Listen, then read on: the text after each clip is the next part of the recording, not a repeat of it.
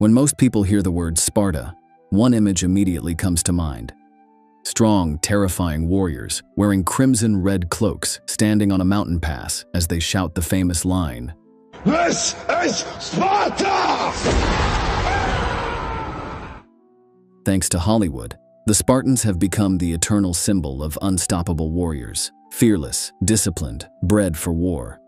But the truth is far more complicated. The real Spartans did not live in a world of slow-motion battle scenes and neatly sculpted abs. They lived in a society that was as strange as it was terrifying, a city-state that raised its children in hardship, that demanded obedience to the state above all else, and that thrived on conquest and fear. Their strength came not just from their famous discipline, but from the oppression of others, the myths that justified their way of life, and the iron will to bend every aspect of existence toward survival. To their allies, they were guardians of Greece. To their enemies, they were monsters. And to later generations, they became legends, remembered not as ordinary mortals, but as something greater. Men descended from Heracles, chosen by Apollo, favored by Ares, and willing to sacrifice everything for their city. Yet the true story of Sparta is not simply about glorious battles or legendary last stands. It is about the foundations of their society, the myths that gave them purpose, the harsh reality of their daily lives, their brief moment of dominance, and their inevitable downfall.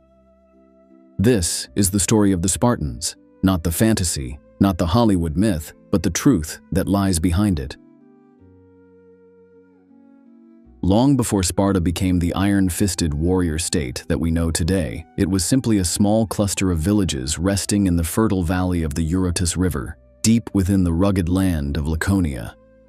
Surrounded by mountains on three sides and open only to the sea, it was a land both isolated and protected, the perfect cradle for a society that would grow into something unique. History tells us that Sparta emerged after the so-called Dorian invasion, when waves of northern tribes swept into the Peloponnese around the end of the Bronze Age. These newcomers conquered, mingled, and eventually established what would become one of Greece's most formidable polis.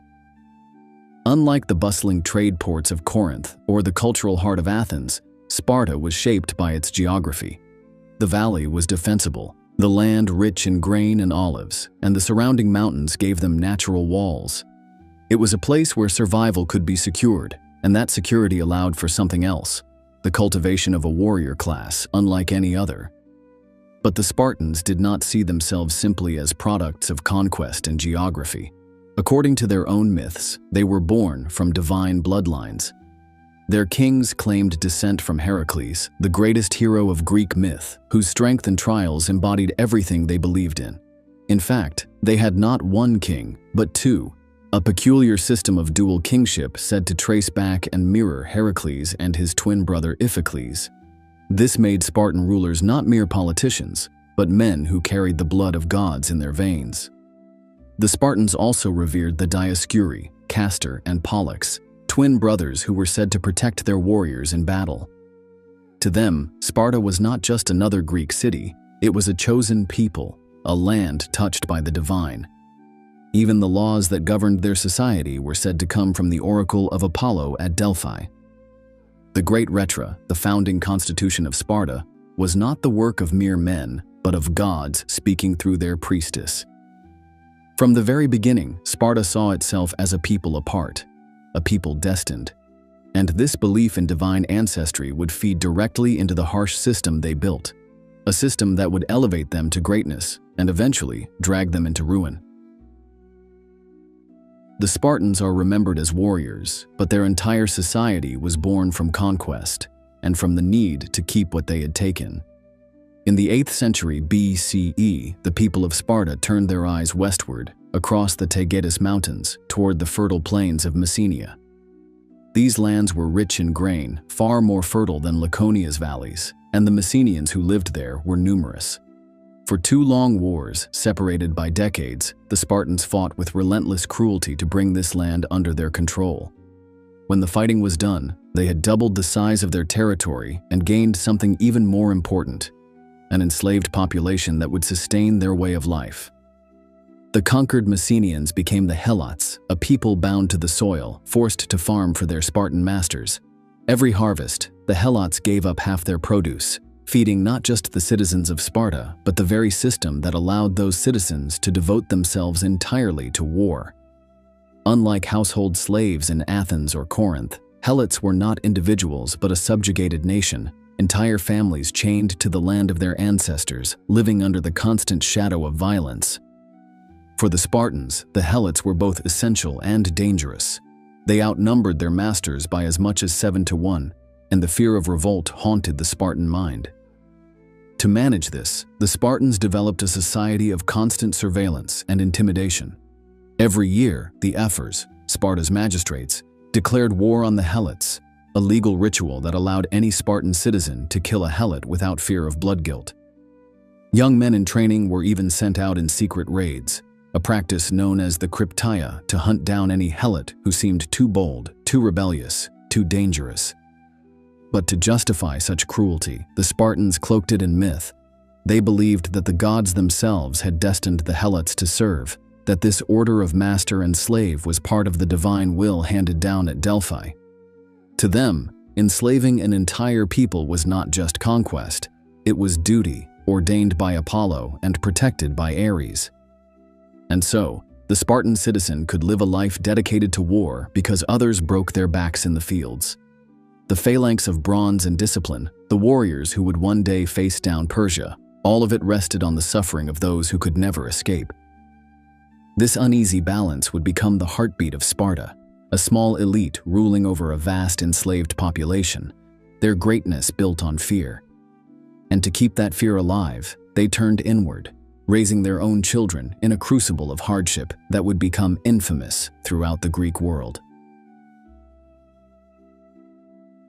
If Sparta's power rested on the conquest of the Helots, its endurance rested on something even harsher, the Agoge, the state-run system that transformed boys into warriors. No other Greek city dared to raise its youth as Sparta did. At the age of 7, Spartan boys were taken from their families and placed into military barracks. From that moment forward, their lives belonged not to their parents, but to the state. They were organized into herds, sleeping side by side on reed mats, clothed in little more than a rough cloak, fed meager rations that left them constantly hungry. The hunger, however, was deliberate, a lesson in endurance and a test of cunning. They were encouraged to steal food to survive, but if caught, the punishment was severe. The lesson was not that stealing was wrong, but that getting caught was unforgivable. The story told by Plutarch, the philosopher, of a boy hiding a fox beneath his cloak captures the essence of Spartan education. When the animal began to claw and tear at his belly, the boy did not flinch or cry out for fear of discovery. He let the beast rip into him until he collapsed dead, having proven that silence and discipline mattered more than life itself. The Agoge trained boys in wrestling, running, combat with spear and shield, but it was never just about physical strength. It demanded obedience, endurance, and absolute loyalty to the phalanx, the shield wall in which each man's survival depended on the one beside him. A coward was not simply a disgrace. He endangered the entire line. To falter was to betray Sparta. Life was stripped to its harshest essentials.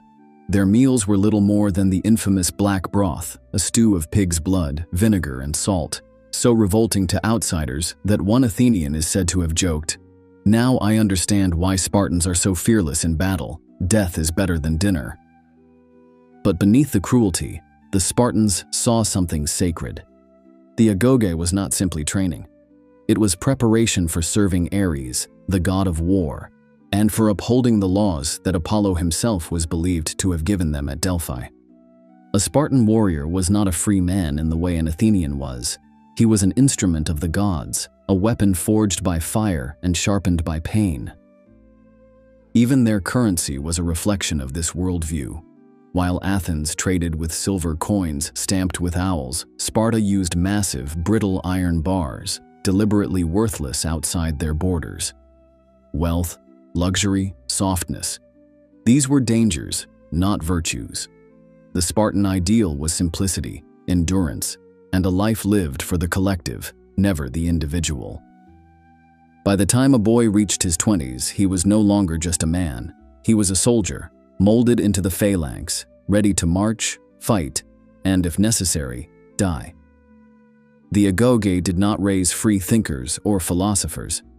It raised warriors whose very existence was a living myth, men who would come to embody Sparta's most enduring legend, the unbreakable soldier. In most of Greece, women were expected to remain indoors, silent and obedient, their lives confined to the loom and the household. But in Sparta, the role of women was startlingly different, so much so that other Greeks often ridiculed and feared